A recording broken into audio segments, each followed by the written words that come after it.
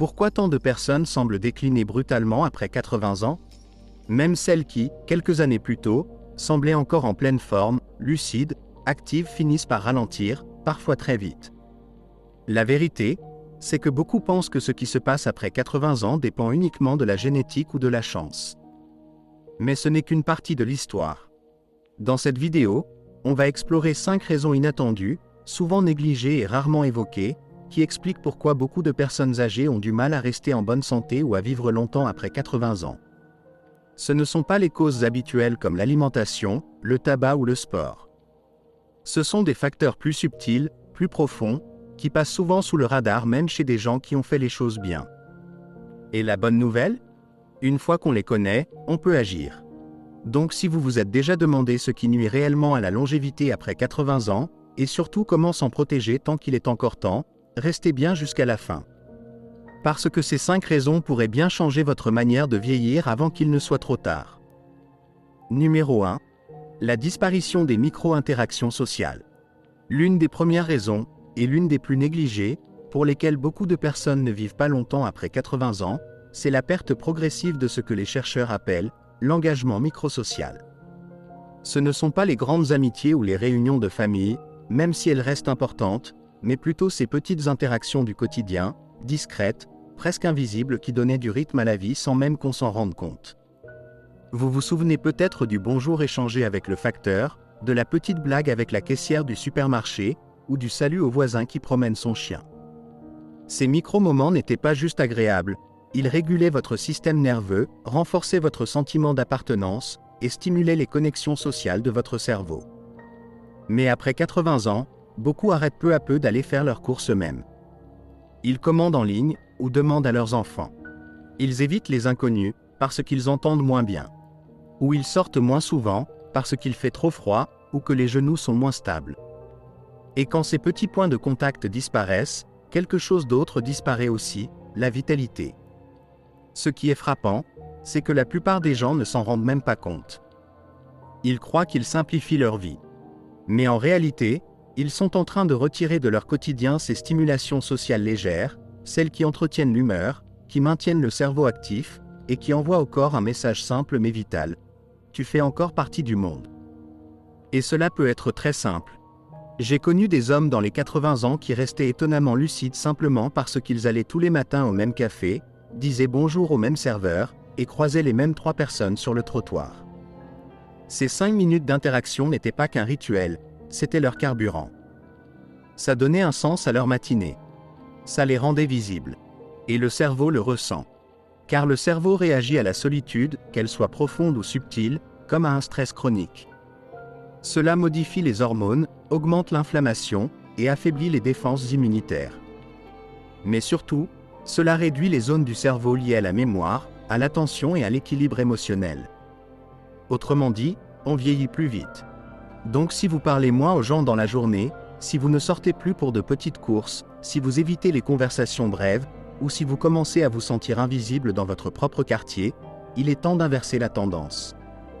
Parce que ces petits échanges, même ceux qu'on oublie aussitôt, envoient un message puissant à votre cerveau et à votre corps, tu existes, tu comptes encore. Et ce message-là est l'un des meilleurs remèdes pour rester en vie, non seulement en années, mais en énergie, en clarté et en joie. Numéro 2. L'inactivité excessive par excès de prudence. Une autre raison silencieuse pour laquelle beaucoup de personnes ne dépassent pas les 80 ans, c'est quelque chose qui, en apparence, ressemble à de la sagesse, être prudent. Mais il y a une frontière subtile entre être prudent et devenir trop prudent. Et une fois cette limite franchie, les conséquences ne sont pas immédiates, mais elles s'accumulent, petit à petit. Tout commence souvent par une bonne intention. Peut-être que vous avez glissé une fois dans l'escalier, ou failli perdre l'équilibre sur un trottoir. Alors vous décidez de sortir un peu moins. Vous arrêtez de vous pencher pour attraper les objets en bas des étagères. Vous ne montez plus à l'arrière d'une voiture. Vous vous asseyez plus souvent, et vous restez assis plus longtemps. Autour de vous, on félicite votre prudence. Faut pas forcer, vous dit-on. Va doucement. Et sans vous en rendre compte, vous avez créé une vie plus sûre, mais plus immobile. Mais voilà ce que personne ne dit, quand le mouvement s'arrête, la force s'arrête aussi. Et pas seulement dans les jambes ou les bras, mais dans la coordination, l'équilibre, la stabilité intérieure. Le corps n'est pas une machine qui se repose pour rester efficace. C'est un peu comme un jardin. Il faut l'entretenir. Et quand l'activité ralentit, tout s'affaiblit. La première zone touchée, c'est souvent le tronc. Les muscles profonds du ventre et du dos, qu'on utilise tout le temps, pour se lever, marcher, porter quelque chose, ou même sortir d'une chaise. Et quand on ne les sollicite plus, en quelques semaines, ils fondent. Et avec eux, l'équilibre devient plus instable. On vacille plus facilement. Et le cercle continue. Je pense à Walter, 82 ans. Il a arrêté ses promenades du soir après avoir glissé une fois, un jour de pluie. Il ne s'était rien cassé, juste une grosse frayeur. Mais ça a suffi. Il est passé de ses 2 km quotidiens à rester assis devant la télé tous les soirs. En 6 mois, il a perdu 5 kilos de muscles. Ses jambes devenaient molles. Son médecin l'a alerté. Mais le processus était déjà lancé. Walter n'a pas arrêté parce qu'il était faible. Il est devenu faible parce qu'il a arrêté. Alors attention, il ne s'agit pas d'ignorer les vrais risques. Il existe des façons intelligentes de se protéger. Utilisez une rampe. Portez des chaussures stables. Dégagez les passages. Même utiliser une canne, si cela aide. Mais il y a une différence entre gérer les risques et s'y soumettre. Parce que quand la peur dicte vos mouvements, votre corps oublie peu à peu comment bouger. Donc si vous remarquez que vous faites moins, non pas parce que vous ne pouvez plus, mais parce que vous avez peur, observez cela. Posez-vous la question, suis-je en train de me protéger, ou suis-je en train de m'effacer? Rester vivant après 80 ans, ce n'est pas juste éviter les chutes. C'est continuer à bouger, même plus lentement, même avec précaution, mais continuer quand même. Parce que le mouvement, c'est le rappel que votre corps est encore utile. C'est comme ça que vos systèmes restent actifs. Que votre cerveau reste éveillé, et que votre cœur continue de battre avec un vrai but. Si vous êtes toujours là et que vous trouvez ces informations utiles, écrivez simplement le chiffre 2 en commentaire pour me faire savoir que vous êtes encore avec nous. Et si vous n'êtes pas encore abonné, je vous recommande de le faire dès maintenant, et d'activer la cloche pour ne manquer aucune de nos prochaines vidéos. Votre soutien nous aide énormément à continuer à créer du contenu utile, informatif et inspirant pour vous. Maintenant, on continue. Numéro 3. Les cycles de sommeil perturbés par une mauvaise exposition à la lumière. Il y a à l'intérieur de vous une horloge silencieuse. Elle ne fait pas de bruit, mais elle régule presque tout, votre humeur, votre digestion, votre système immunitaire, et même la façon dont votre cerveau se répare pendant la nuit. Après 80 ans, cette horloge interne, qu'on appelle le rythme circadien, devient encore plus sensible. Et l'une des raisons majeures pour lesquelles elle se dérègle, c'est un manque de lumière naturelle le jour. Et trop de lumière artificielle le soir. Vous ne vous en rendez peut-être pas compte tout de suite. Peut-être que vous faites plus de sieste dans l'après-midi. Peut-être que vous sortez moins souvent, surtout quand il fait froid. Le soir, vous laissez la télévision allumée, ou vous lisez tard avec une lumière vive. Pris un à un, ces changements semblent anodins. Mais ensemble, ils finissent par troubler les signaux internes de votre corps. Il ne sait plus quand rester éveillé, ni quand se mettre au repos. Le corps a besoin de lumière naturelle pour rester en rythme. La lumière du matin envoie un message clair au cerveau. C'est le moment de se réveiller, de bouger, d'activer l'énergie. Et l'obscurité du soir déclenche la production de mélatonine, cette hormone douce qui prépare au sommeil réparateur. Mais si vos yeux ne reçoivent pas assez de lumière en journée, ou si vos soirées sont trop illuminées par des écrans ou des lampes, alors votre rythme s'embrouille. Et vous le sentez. Vous avez plus de mal à vous endormir, ou à rester endormi. Vous vous réveillez fatigué, même après 8 heures au lit. Votre énergie baisse dans la journée. Votre mémoire devient un peu plus floue que d'habitude. Et sur le long terme, ces troubles du sommeil ne se contentent pas de fatiguer. Ils affaiblissent vos défenses immunitaires, déséquilibrent l'humeur, et augmentent les risques de déclin cognitif. Il y a aussi un autre problème, la vitamine D. Le corps la fabrique naturellement quand la peau est exposée à la lumière du jour. Mais après 80 ans, votre capacité à produire cette vitamine diminue. Donc, si vous ne sortez pas assez, vos os, vos muscles, et votre immunité en souffrent. Je me souviens d'une femme nommée Hélène, 84 ans. Elle se sentait de plus en plus fatiguée, un peu perdue. Ses analyses de sang étaient normales. Son alimentation n'avait pas changé. Aucun nouveau traitement. Et pourtant, elle se sentait à côté. Son médecin lui a simplement conseillé de passer 20 minutes chaque matin près de la fenêtre, volets grands ouverts, et d'éteindre les écrans 1 heure avant le coucher. 2 semaines plus tard, son sommeil s'est amélioré. Sa mémoire aussi. Et son moral. Ce n'était pas un médicament. C'était la lumière. Alors si vous passez vos journées à l'intérieur, rideaux fermés, ou si vos soirées sont envahies par la lumière bleue du téléphone ou de la télé, il est temps de changer. Essayez de sortir dans l'heure qui suit votre réveil, même juste 5 minutes sur le balcon ou sur le pas de la porte. Laissez vos yeux et votre peau capter la lumière du matin. Le soir, tamisez les lumières. Permettez à votre corps de ralentir doucement. Ces petits ajustements ne sont pas juste du confort. Ce sont des repères vitaux. Parce que ce que beaucoup ignorent, c'est que le corps ne vieillit pas seulement à cause de l'usure, il vieillit aussi quand ses systèmes se décalent, se désorganisent. Et remettre de l'ordre dans vos horaires de lumière, votre sommeil, votre routine, c'est redire à votre corps, même à 85 ans, je suis encore là. Encore en mouvement. Encore vivant. Numéro 4. La suppression émotionnelle due aux pertes et à l'isolement. À 80 ans passés, beaucoup de personnes ont porté plus de pertes que ce que la plupart des plus jeunes peuvent imaginer. Un conjoint, un frère ou une sœur, un ami d'enfance, parfois même un enfant. Et si le monde extérieur offre, en apparence, ses condoléances avec politesse, ce qu'on ne reconnaît presque jamais, c'est à quel point ces pertes s'accumulent. Non seulement dans la mémoire, mais aussi dans le corps. Ce qui se passe souvent après 80 ans, ce n'est pas seulement le deuil. C'est l'habitude silencieuse de tout retenir. D'avaler la douleur au lieu de la dire. De faire bonne figure, parce qu'on pense qu'on devrait être habitué, maintenant. Ou parce qu'il n'y a plus vraiment quelqu'un pour comprendre la profondeur de ce qu'on a perdu. Mais voilà la vérité. Le corps, lui, n'oublie pas. Quand un chagrin n'est pas exprimé, pas partagé, pas ressenti pleinement, il ne disparaît pas. Il se loge en nous. Et avec le temps, ce poids émotionnel devient physique. Il affecte l'immunité. Il dérègle la digestion. Il perturbe le sommeil. Il modifie les hormones.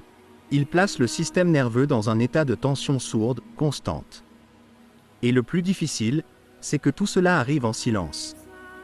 À l'extérieur, vous semblez calme. Vous dites que ça va. Mais si vos épaules sont devenues plus lourdes, si votre respiration est un peu plus courte, si votre étincelle intérieure s'est un peu éteinte, alors peut-être que ce n'est pas la vieillesse, mais le chagrin. Même si vous n'en avez plus parlé depuis des années. Je pense à Georges, 86 ans. Il a perdu sa femme après 60 ans de vie commune. Il n'a pas beaucoup pleuré. Il disait que ce n'était pas son genre. Il disait qu'il allait bien. Mais 1 an plus tard, il avait perdu du poids. Il n'allait plus au club senior. Et il ne dormait plus. Pas à cause d'une maladie.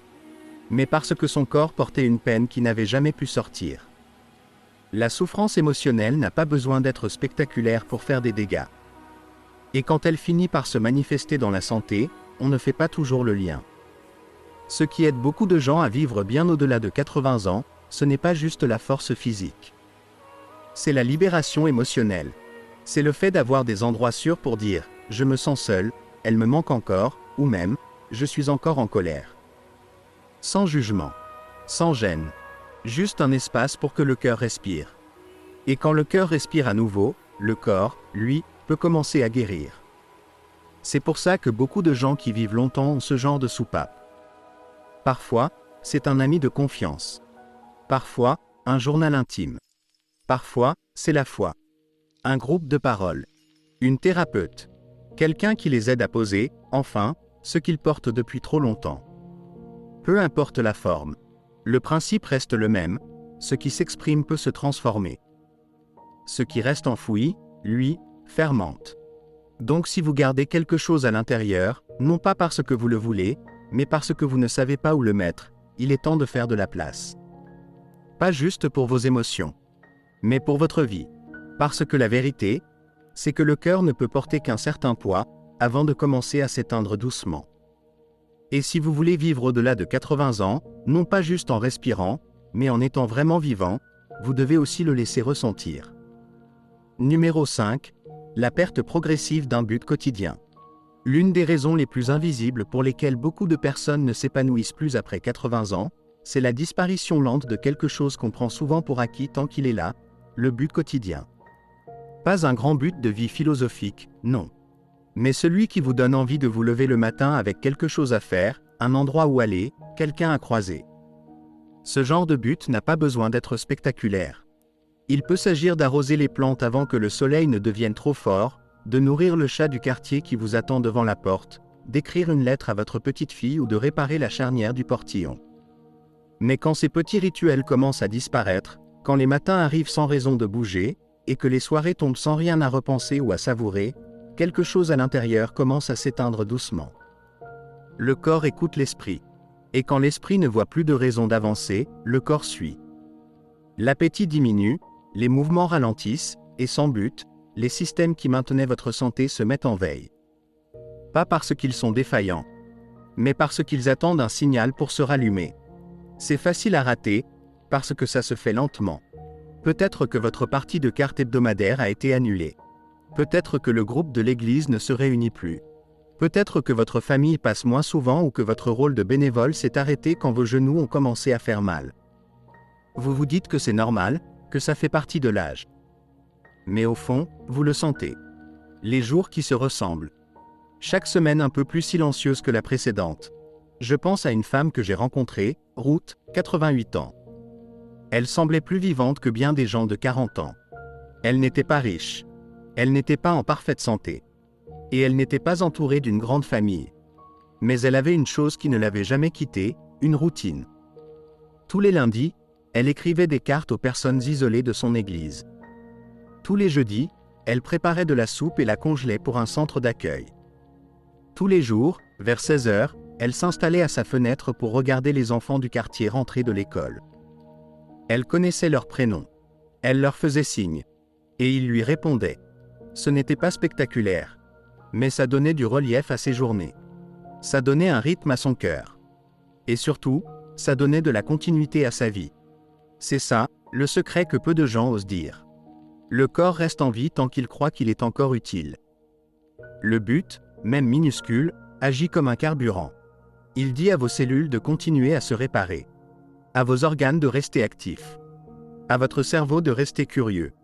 Quand ce sentiment d'utilité disparaît, quand vous sentez que votre présence ne compte plus pour personne ni pour rien, la flamme intérieure commence à s'affaiblir.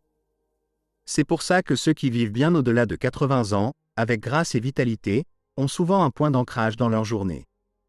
Ça peut être un jardin, un animal, un journal, un rituel, un coup de fil, une prière du matin.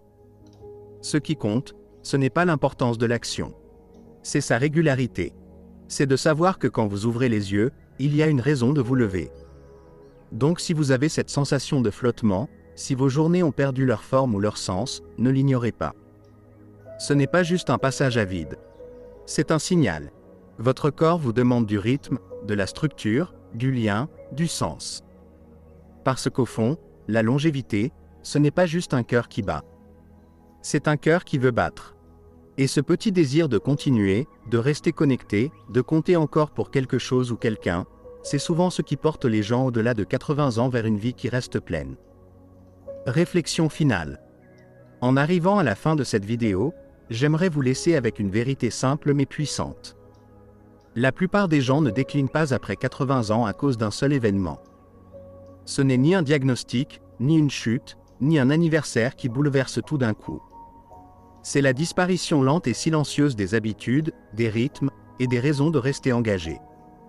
Et souvent, ces changements sont tellement subtils, tellement progressifs, qu'on ne se rend compte de rien jusqu'au jour où quelque chose à l'intérieur semble s'être éteint. Mais voici la bonne nouvelle. De la même manière que ces glissements se font lentement, il est aussi possible de les inverser doucement. Une marche à l'extérieur. Une conversation de plus avec quelqu'un à l'épicerie. Un petit étirement le matin. Une chose que vous faites aujourd'hui, non pas parce que vous y êtes obligé, mais parce qu'elle apporte un peu de structure, de lien ou de sens. C'est comme ça que vous commencez à inverser le cours. Alors repensez aux 5 raisons inattendues dont on a parlé. Laquelle vous a le plus surpris ? Laquelle vous a paru étrangement familière? Et surtout, laquelle êtes-vous prêt à prendre en main, même un tout petit peu, dès aujourd'hui? Parce que la vérité, c'est que vous avez beaucoup plus de pouvoir que vous ne le croyez. Pas pour arrêter le temps, mais pour changer la façon dont vous avancez avec lui. Et si vous êtes prêt à rester attentif à ces petits changements, à protéger vos rythmes, à donner un sens à vos journées, à ressentir ce qui doit l'être, alors il y a de grandes chances que vous ne vous contentiez pas d'atteindre les 80 ans. Vous vivrez bien au-delà, pleinement, profondément, à votre manière. Merci d'avoir été avec nous aujourd'hui. Nous aimerions beaucoup lire vos retours. Laissez un commentaire juste en dessous, et partagez une chose que vous avez apprise aujourd'hui et comment vous comptez l'appliquer dans votre vie. Vos pensées comptent pour nous. Alors n'hésitez pas à les partager. Vos messages nous inspirent et nous motivent à continuer. Si cette vidéo vous a plu, si vous l'avez trouvée utile, cliquez sur « J'aime », abonnez-vous à la chaîne, et partagez-la avec ceux que vous aimez. Votre soutien nous aide à créer encore plus de contenu utile pour vous informer et vous inspirer. Merci pour votre écoute.